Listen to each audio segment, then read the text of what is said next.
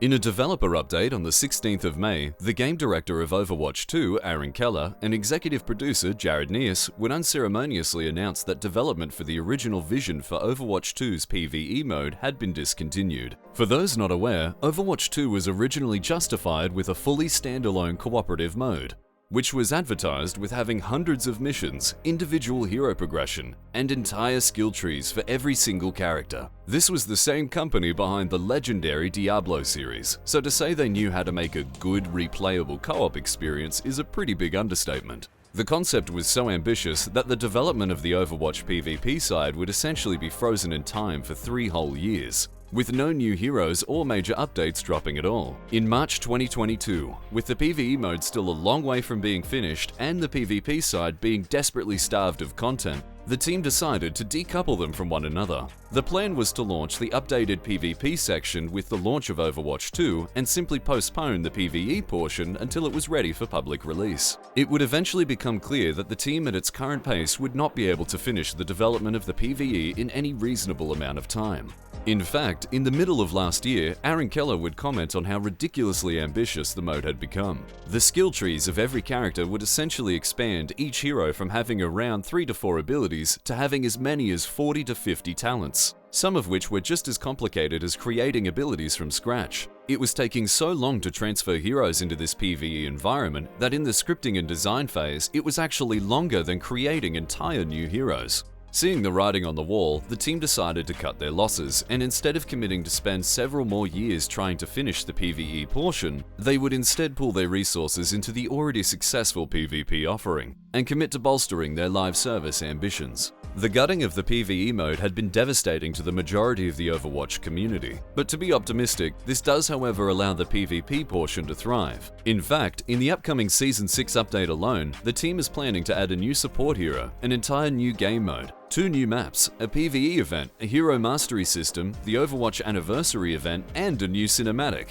In no time in Overwatch's 7-year history has so much content been released so quickly. And if this is a sign of things to come, there is at least a small amount of comfort that can be taken from this admittedly devastating news. With all of this in mind, we should probably talk about how it came to be cancelled in the first place. And as it just so happens, we were lucky enough to speak to a Blizzard employee who could tell us what he knew. For obvious reasons, the identity of this person will remain anonymous, but we can say that although he wasn't directly involved in the development of Overwatch 2, he was very familiar with others who had a better understanding of what was going on within the team. In what might be the most unsurprising thing in the entire world, the very first thing he said was that the cancellation was, quote, a 1000% upper management executive issue. In the words of this employee, the decision to scrap the PvE was very much a decision motivated by Blizzard's profit margins, and that the success of Diablo on mobile, reportedly making over $2 million a day, shifted the expectations of the higher-ups at the company. To the suits, Overwatch 2's PvE mode wasn't going to keep generating money in the long term, and had become increasingly more irrelevant next to a live service business model. COVID-19 had already seen the project fall way behind schedule, and the PvE team had slowly been gutted to work on the PvP portion of the game. To make matters worse, the start of this year would also see an end to the employee work-from-home arrangements, something that was seen to not only be extremely popular among the team, but also necessary to keep pace for development. According to our anonymous source, the end of Blizzard's work-from-home policy led to a lot of the team outright quitting. This created a vicious feedback loop where the PvE team were bleeding developers at a rapid pace, which would then cause them to miss development deadlines, which would further justify more staff either being moved to other projects or outright quitting. The anonymous source expressed great sympathy for the developers of Overwatch's PvE, something that had been in the works in one form or another for as long as 6 years. These developers did the absolute best with the cards they were given and desperately wanted to finish this very ambitious project, but just weren't given the tools to make it happen. Our Blizzard insider would go on to state that the NDAs within the company are the only reason that Blizzard hasn't imploded yet, and reiterated that management at the company is extremely poor. From what they explained, management simply kept starving the team of resources without shifting the expectations to compensate. Meaning when the time came to cut loose the PvE, it was technically because the devs couldn't meet their deadlines. From what the developer told us, although it was once possible to finish the project, management eventually made it impossible under their leadership. At this stage, many players are asking themselves the obvious question of, what's the point of Overwatch 2?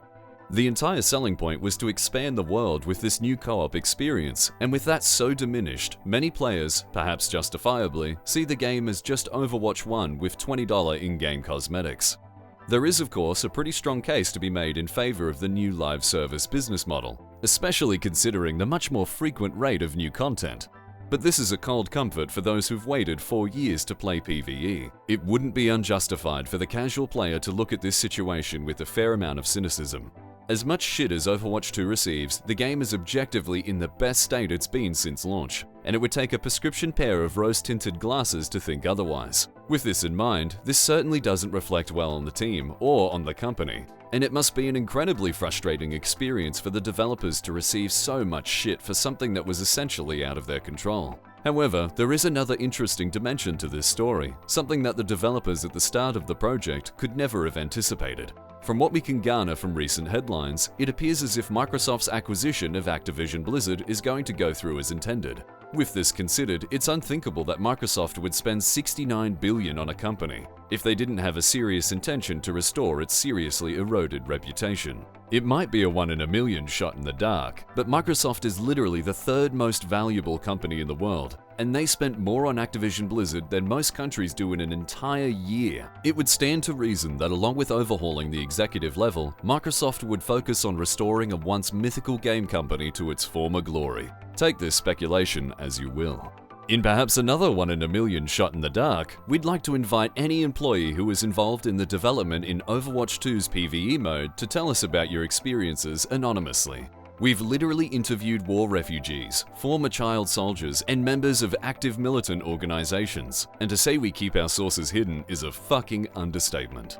We'd love to be able to shed more light on why the project was abandoned and how its development ended at such a point. Those interested can refer to several points of contact down below. We'd like to once again thank every single Patreon supporter for making videos like this possible. We are the Swag News Team, and until next time, have a fucking good one.